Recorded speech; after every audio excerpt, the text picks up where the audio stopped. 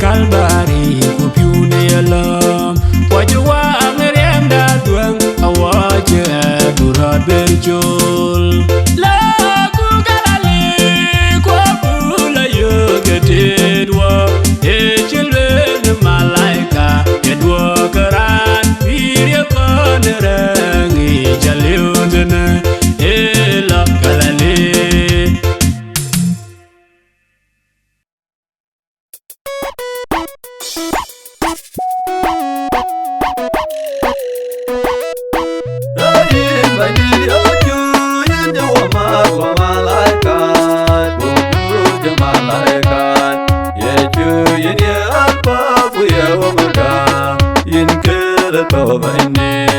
Hallelujah, nong nalai bani de ko jowe.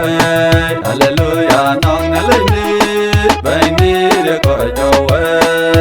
Ko ji jo ko jang gu jo ko ji al jo de yen ke we de pu ko pi da ben ba ben de do ke be jo yel we. Hallelujah, nong nalai bani de ko jowe. Hallelujah, nong nalai bani de ko jowe. Gloria de tiano wa de di banya le be na ule. Ajanya ne jaro jopi kwa de la do chol vera ke de do no nin ke wan. Hallelujah, nong nalai bani de ko jowe. Hallelujah, nong nalai bani de ko jowe.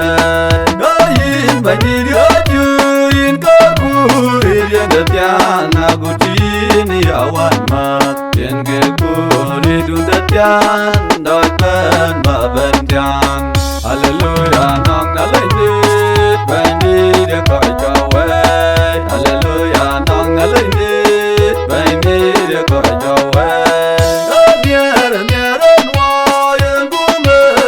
tia magir ko gunta de gule kwa gunta ngeyelam gunge kuchi kwanda hallelujah nang nalinde bandi de koi jawe hallelujah nang nalinde bandi de koi jawe la en buyoga bangir tu matie yugule jolo yum Guamden Pierre Jacum Gumta de Telaipe Hallelujah Nang Nalinde Bandi de Kojawe Hallelujah Nang Nalinde Bandi de Kojawe Ayen de Pir Biran Yu Galanya In Yu Kujala Wadulek Koiwa Kawanya Lit Bandi de Pirata Hallelujah, nang nalinde, bandi de kojawe. Hallelujah, nang nalinde, bandi de kojawe.